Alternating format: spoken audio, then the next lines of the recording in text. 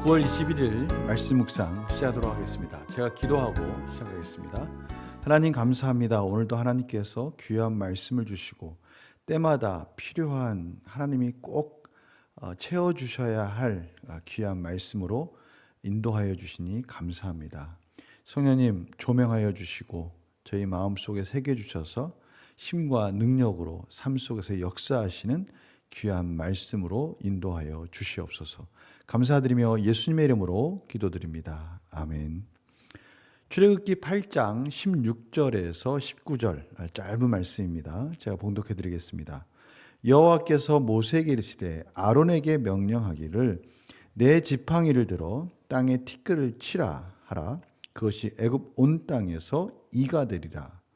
그들이 그대로 행할세 아론이 지팡이를 잡고 손을 들어 땅에 티끌을 치매 애굽 온 땅의 티끌이 다 이가 되어 사람과 가축에게 오르니 요술사들도 자기 요술로 그같이 행하여 이를 생기게 하려 하였으나 못하였고 이가 사람과 가축에게 생긴지라. 요술사가 바로에게 말하되 이는 하나님의 권능이니이다 하였으나 바로의 마음이 완악하게 되어 그들의 말을 듣지 아니하였으니 여호와의 말씀과 같더라. 아멘. 오늘 말씀은 동일하게 앞에서부터 계속 흘러가는 맥락이 있습니다. 그것은 생명에 대한 도전이었죠. 먼저 이스라엘 백성들이 이 나일강, 생명의 젖줄인 나일강, 그것이 죽음으로 변하는 것을 봤어요. 거기에 물고기들이 나일강의 그 물질들이 완전히 변해서 피로 변하면서 그것이 흉내만 내는 것이 아니었어요.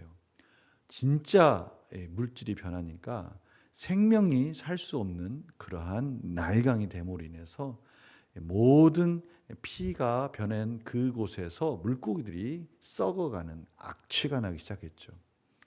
피의 재앙이 있었습니다. 생명에 대한 도전이었어요. 그리고 두 번째 재앙은 뭐였습니까? 개구리 재앙이었어요. 그들이 생명의 신이라고 생각했던, 어떻게 보면 그들의 생명의 여신, 출산할 때마다 빌던 그 여신의 그 형상, 개구리들이 그들에게 재앙이 되어버렸습니다. 헤케트라고 그러죠. 헥트라고도 합니다. 그들이 그렇게 믿던 여신이 완전히 그들에게 재앙이 되고, 또한 모세가 명령했을 때 그 개구리들이 산더미같이 쌓여서 썩은 악취가 나기 시작했어요. 공통적인 맥락이 있습니다. 생명이라고 생각했던 그것들이 완전히 그들에겐 재앙이 되었고 거기서는 똑같이 악취가 나고 있었어요.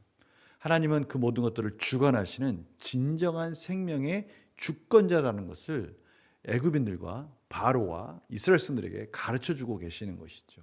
이러한 관계 속에, 이러한 맥락 속에 이번에 하나님께서 땅에 티끌을 치라라고 말씀하시고 그대로 그 티끌을 쳤을 때 이것들이 작은 티끌들이 모두가 다 이가 되어서 온 땅을 뒤덮은 겁니다. 이 티끌은 흔히들 모기라고 생각하기도 합니다. 이 짐승과 땅을 덮었을 때 그것이 먼지의 신인 이 개부에 대한 공격이었어요. 이집트인들이 믿고 있었던, 우상으로 섬겼던 그 땅의 신 개부에 대해서 이제 그 땅의 티끌조차도 하나님이 생명으로 바꾸시고 그것이 그들에게 재앙으로 덮여지는 것을 통해서 역시 하나님이 이 모든 만물의 주권자라는 것을 다시 한번 가르쳐 주시는 것이죠. 모세가 그렇게 하는 것을 보고 이번에도 요술사들이 따라하려고 합니다. 앞에랑 조금 다른 양상은 뭐냐면 앞에는 요술사들이 그래도 조금씩 흉내는 냈어요. 그러나 온 땅을 뒤덮는 이 흉내를 내려고 하는데 안 되는 거예요. 오늘 보니까 요술사들이 그렇게 하려고 하는데 이가 가축과 또 사람에게 생기는 이것들을 도저히 흉내낼 수 없었다라고 말씀하고 계시죠. 그러니까 그때서야 비로소 요술사들이 바로에게 하나님의 권능이다. 이것은 하나님이 아니시면 할 수 없다. 우리들이 믿는 그런 신들을 지배하시는 하나님만이 하실 수 있는 것이다. 왜냐하면 그들이 믿고 있는 것들을 다 그들은 통제할 수가 없었거든요. 흉내는 냈지 않습니까? 나일강이 피로 변하게 했어요. 그러나 그 피가 다시 맑아지게 할 수 없기 때문에 모세가 바꾸어 줄 때까지 기다릴 수밖에 없었어요. 개구리도 마찬가지입니다. 그들이 개구리를 올라오게 만들어서 흉내는 냈어요. 그러나 개구리를 사라지게 할 수 없었어요. 그러나 모세가 명령해서 개구리들이 다 죽고 악취가 나게 되지 않습니까? 그런데 이번에는 아예 흉내도 낼 수 없고 통제할 수가 없는 모든 것이 하나님의 주권 가운데 있다는 것을, 생명의 주권자는 하나님이시라는 것을 이들도 비로소 인정을 하고 바로에게 권고한 것이죠. 그러나 바로의 마음이 완악하게 돼서 그들의 말을 듣지 아니했다. 지금까지는 요술사들도 자기 편이었는데 요술사마저도, 여기 보는 이 요술사마저들도, 관리들마저도 조언을 하지만 이젠 관리들마저조차도 듣지 않는 그러한 상태가 된 것입니다. 이제 바로가 점점 더 완악해 가고 있는 모습을 저희들이 보게 되는 거죠. 저희들은 여기서 두 가지를 볼 수 있어요. 하나는 끊임없이 설득하고 계시는 하나님. 그러나 그 설득 속에 점점 더 완악해지고 있는 바로의 모습. 그렇다면 저희들은 무엇을 보는 것이죠? 이러한 완악해지는 이 바로의 선택은 그가 얼마나 악한 마음 속에서 그 길을 가고 있는지, 정말 돌이킬 수 없는 그 바로의 마음이 정말 하나님의 주권적인 설득 속에도 끝내 포기하지 못하는 그런 모습을 보게 되는 것이죠. 이것은 저희들에게 주시는 하나님의 은혜가 얼마나 큰지를 다시 한번 깨닫게 되는 거예요. 바로나 저희들이나 똑같은 별다름 없는 그런 죄된 그런 삶 속에 있었지만 하나님은 저희들을 그 고집을 깨트려 주시고 멸망으로 달려가는 기차를 멈추시고 하나님의 구원 열차를 타게 만들어 주신 것이죠. 이것이 은혜인 거예요. 오늘 바로 이 부분을 저희들이 다시 한번 보게 되는 겁니다. 영광 묵상 볼까요? 요술사들이 세 번째 재앙인 이 재앙을 따라하지 못한 이유는 무엇입니까? 흉내낼 수 없을 정도의 그러한 재앙이었어요. 피는 조금씩 바꾸게 할 수 있어요. 흉내낼 수 있어요. 개구리도 몇 마리씩 올라오긴 할 수 있겠죠. 그러나 이 죽은 흙, 아무런 생명도 없는 이 흙을 완전히 이가 되게 만드는 것, 생명체가 되게 만드는 것, 그것도 온 땅에 가축과 사람에게 이렇게 변하게 하는 것은 흉내조차 낼 수 없었던 오직 생명의 주권자이신 하나님만 하실 수 있다라는 것을 비로소 인정하게 된 그러한 시작점, 계기였죠. 그래서 중요한 것은 그럼에도 불구하고 바로는 그 강팍한 마음이 더 강팍해졌다라는 것을 알 수 있다는 것이에요. 그래서 느낀 점 보면요, 요술사들이 무생물인 티끌이 생명을 지닌 이로 변하는 재앙을 따라하지 못하고 하나님의 권능을 고백하는 모습에서 무엇을 느낍니까?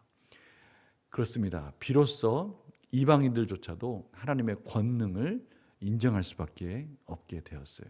근데 중요한 건 이겁니다. 그렇다고 이들이 하나님 믿느냐? 그것은 아니죠. 이방인들은 하나님의 권능이라고 말을 하고 두려워는 하긴 하지만 그래도 여전히 하나님께로 돌이키지 못하고 있는 모습을 보는 것이죠.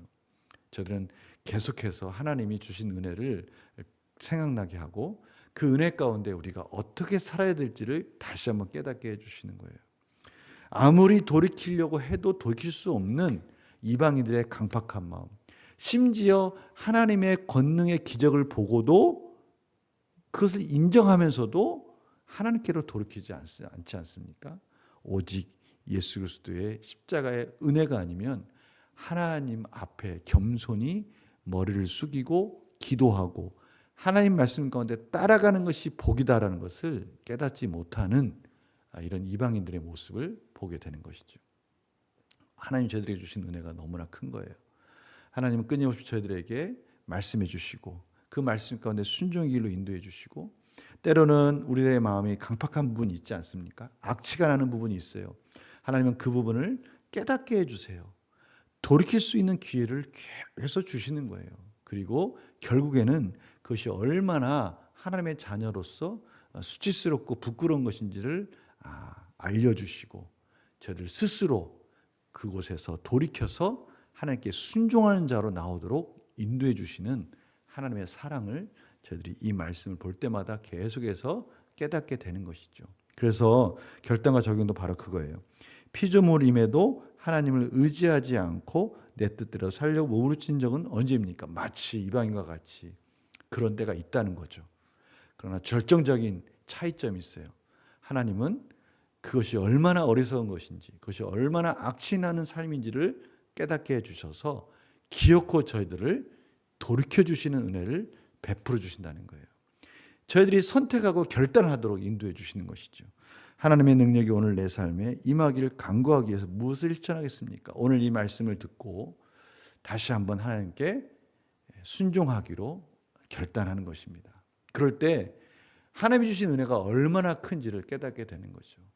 강팍했던 마음, 완악했던 마음, 내 고집과 내 욕심으로 살았던 마음, 이생의 자랑으로 살았던 마음, 육신의 정욕으로 살았던 마음, 이것이 얼마나 부끄러운 삶인지를 깨닫게 해주시면서 오늘도 선택하라고 말씀해 주세요. 고집피고 내 자신의 이기적인 욕심을 따라가고 끝내 포기 못했던 부분들을 오늘도 설득해 주시고 바로를 통해서 제 자신을 보게 하시면서 빨리 그것을 결단하고 생명의 주권자이신 하나님께로 돌아오라고 또 말씀해 주시는 거예요. 오늘 이 말씀을 듣고 저희들 삶 속에 온전함을 향해서 또 한 걸음 나아가고 하나님이 원하시는 뜻을 향해서 또 한 걸음 나아가는 그런 복된 삶이 되시기를 간절히 축원합니다. 아직도 꺾지 못하고 있는, 아직도 선택하지 못하고 있는 그런 완악한 마음을 바로를 통해서 내 자신을 비춰보면서 하나님의 놀라우신 이 생명의 주권자이신 하나님 앞에 이제는 내려놓고 은혜를 구하는 그런 복된 삶이 되시기를 간절히 축원합니다. 제가 기도하겠습니다. 하나님, 오늘도 말씀해 주십니다. 저희들의 연약함과 부족함과 고집스러운 마음들 중에 아직도 하나님 말씀 앞에 순종하지 않은 부분이 있다면 순종하라고 말씀해 주십니다. 오늘 이 말씀 듣고 바로를 통해서 우리 자신을 보게 하시고 우리 연약함 속에 생명의 주권자 되신 하나님이 오늘도 모세를 보내주시고 아론의 지팡이를 통해서, 모세의 지팡이를 통해서 끊임없이 설득하시는 하나님의 음성을 듣고 생명의 주권자 앞에 내려놓고 의지함으로 승리하는 삶이 되게 하여 주시옵소서. 감사드리며 예수님의 이름으로 기도드립니다. 아멘.